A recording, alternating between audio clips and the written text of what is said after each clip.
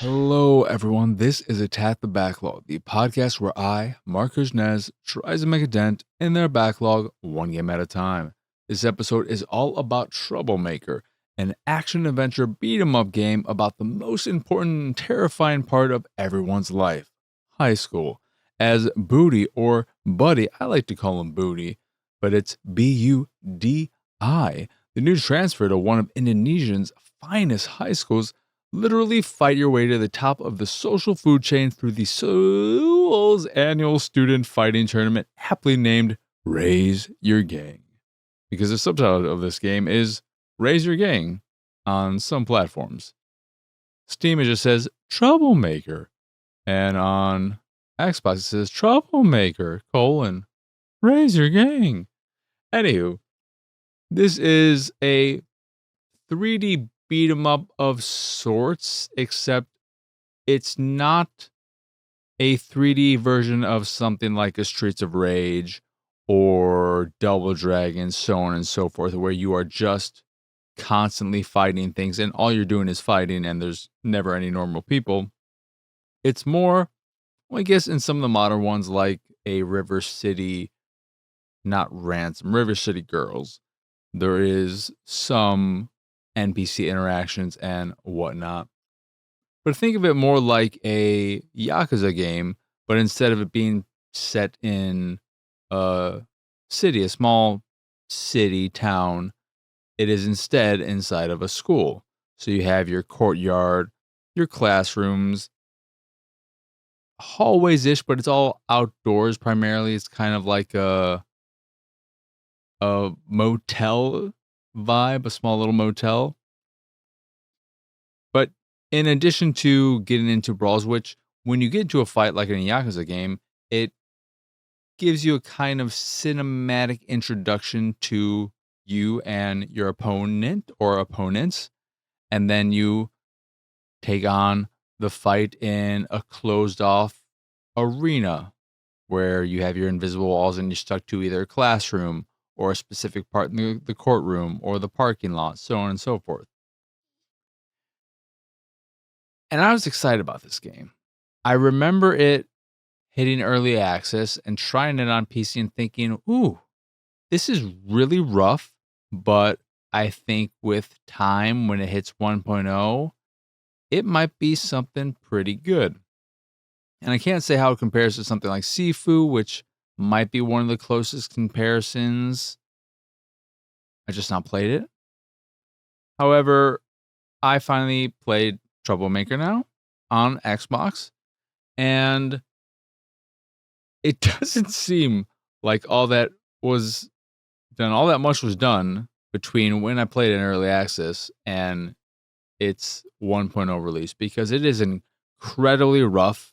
It is very buggy. There are plenty of instances where during the cinematic type of introduction to a fight, the textures would take forever to pop in, or even the geometry, the environment. You'd have people floating on a awning or railing that just wasn't there in the world. It hadn't loaded in yet. And it was very distracting, as you might expect. And then the gameplay, the fighting feels very meh. The hit detection is rough. The animations can look nice, but the fluidity of combat doesn't feel great. The combat itself doesn't feel great.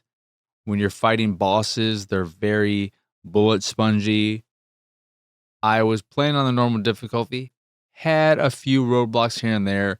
It wasn't overly difficult at the point where I changed the difficulty, but it was to the point where after maybe an hour and a half, 2 hours, I said to myself, I don't like this combat.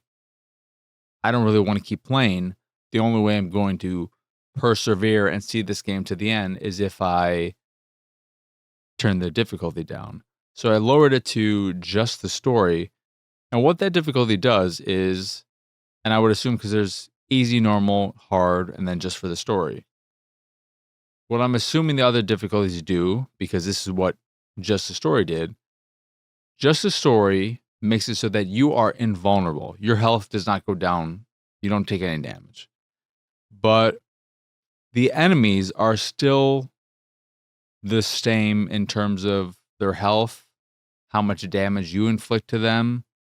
So while you don't take any damage when you lower the difficulty, or less depending on where you go, the enemies still take as much damage as they usually take. So the bullet spongy nature of them, the length of these fights is still the same, and it can get a bit boring and drawn out, tedious. So the fighting just never felt good. You have these special attacks that feel somewhat akin to a special attack in a Yakuza game. I'm going to compare it to Yakuza a lot probably because it does feel very inspired by Yakuza, but wanting to try and expand upon the combat, but I didn't get that. There is an upgrade section of the game where you can upgrade your base stats. So how much damage you do, how much health you have, how much energy you have. You need the energy to do counters. Countering felt incredibly off in the game. That is probably where combat felt the worst. When your energy bar is full, you're able to counter attacks. But the timing felt broken. It felt incredibly unresponsive. And it has that kind of counter system you would see in something like an Arkham game or the old Assassin's Creed games, Sleeping Dogs, which I recently replayed. But it never felt like it worked. And even when it does work, those animations in particular felt very disconnected from the character. A lot of the animations, again, are nice, but there is a disconnect between the characters actually making contact with each other. There's some fun to be had with the physics where an enemy who's finally defeated can flop around, and there's amusement there, but it's not good. But the counter system tied to your energy, but yeah, going back to abilities you can increase. You can also increase the number of special moves you can pocket. So initially you can only have one in the bank, but you can have up to, I don't know, maybe 5 or something. But then there's also items you can purchase or find. You find a lot of them in the environment and during fights that will give you short health boosts, short attack boosts, stuff like that. And then you can purchase additional special moves if you want to switch those up. So I think over the course of the game, you unlock 2 just through playing it. Your default one where you manifest a chair out of nowhere and smash it over someone, and then one where you use like a large gear and you beat someone with that. I didn't bother purchasing any items since I found so many in the environment, and I didn't either want to turn the difficulty down. It wasn't really there was no point to it outside of the attack damage ones I used later in the game against some of the bosses because those fights were just very, very drawn out due to the fact that I still did the same amount of damage on the lower difficulties. I just didn't take any damage. But I didn't bother purchasing any items or any of the new moves. I can't remember if there is in the stat section a place to purchase additional combos. And if there isn't, then the combat is extra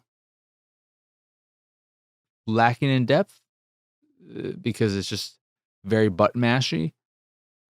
But I focus all my money that you get through fighting in between story fights. Sometimes you'll have open area sections where you can just explore. You could do some mini games like a hide and seek game or a card game, none of which are all that engaging or interesting. But you can also partake in a few random fights, and defeating enemies will give you a certain amount of money. You use that money at the store, and I use it all on upgrading my overall stats. And since I changed the difficulty. I didn't need to waste it on health, so I maxed out my attack damage. Still made the boss fights incredibly tedious. Didn't do enough to not make those feel terrible. And my energy as well. So the combat, the gameplay is not very good.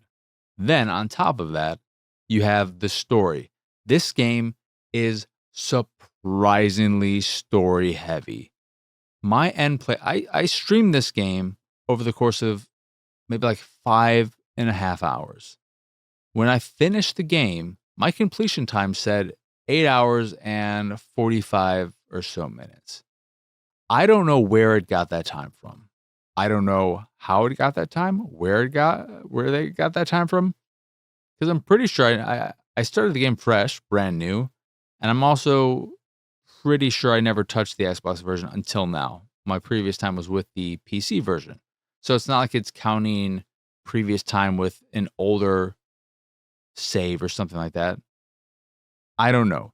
My assumption, this is the way I like to look at it is giving me the time it assumes it would have taken me had I not skipped the vast majority of dialogue and story in the game. Because this game is insanely story heavy. I was reading it and listening to it for the first hour or so, and then I quickly said, no, I can't do this. In part because it's not well written, at least not well translated, and the voice work is very rough for me. Let's keep in mind, I have reading comprehension issues, so that could come into play. However, I watch a lot of anime. I watch a lot of foreign movies of various languages, so I am no stranger to hearing another language and reading subtitles. However, here, one, I don't know if this is the normal speed at which Indonesians speak, but a lot of the characters spoke very, very quickly. Two, the quality of the voice acting, specifically the audio quality. It felt like it was recorded in someone's open basement on a webcam mic. That's probably a little bit too extreme, but it was not good quality audio. So you mix that together with subtitles that sometimes go by very, very fast. And for me, there was a huge disconnect between all of that made it borderline impossible for me to read and soak in the dialogue and what was being said. Then you add on top of that the fact that there's just so much of it. I skipped it all after that first hour or so. And as I was skipping it, because you can hold to skip it all, but I wanted to get an idea of how much there was. So I just pressed the button to fast forward essentially through dialogue. There's so much of it. There's just so much of it. And then a few other points before I wrap this episode up. There is a forced stealth section, which is not fun. Thankfully, it's not too long, but there is a forced stealth section where you play as one of the girls in your group of friends, and you have to sneak around the school without getting seen. And if you get seen, instant fail, start over, no checkpointing in those areas. Again, they're not super long, but I'm not a fan of stealth in general, especially for stealth where being seen is instant fail. If we're going to do a stealth game or stealth section, I want there to be some way of recovery or some way of when you get seen, it's just like, okay, now you're seen, figure out what to do next. But instant fail stealth is just incredibly annoying. And then there was a bit where you had to do some word puzzles or something for a test, an exam near the end of the game. Maybe if I did skip all the dialogue, I would have understood what I needed to do. But thankfully, you can just skip all that crap, because when I looked at a walkthrough to find out what the answers were and try and figure out where they got them from, I found one walkthrough that was in a completely different language.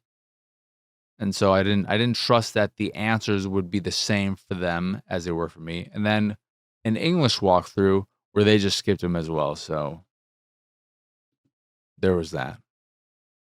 But it's just not a great game. Again, buggy, janky, super story rich, and a story that I didn't find engaging, in part because of the quality of the translation and the quality of the voice acting from a pure audio standpoint and the speed at which it's being spoken. And then the combat itself, the actual gameplay, if you remove all those issues, it just wasn't very satisfying. There are chairs you can sometimes interact with during fights, but you're just kicking them at enemies. There's not a lot of environmental involvement.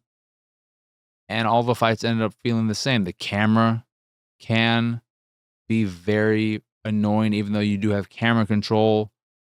When you're in these tight spaces, it doesn't really matter all that much. It's just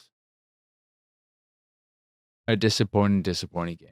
Hey there, I had to pop back in for a quick second to just say one of the things I forgot about when recording this episode was that the cutscene art style is very, very different from the actual in-game graphics.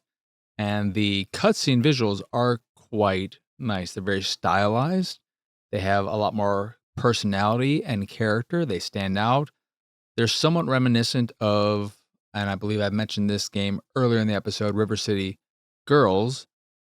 And it's a shame that the game doesn't, the in-game graphics that is, that they don't reflect the cutscene visuals. Because if they did, the game would at least have a more distinctive look, as opposed to being its very generic self that it is, but in a way that is kind of reflective of the game as a whole. It is very, very generic, on top of being incredibly buggy and janky and busted.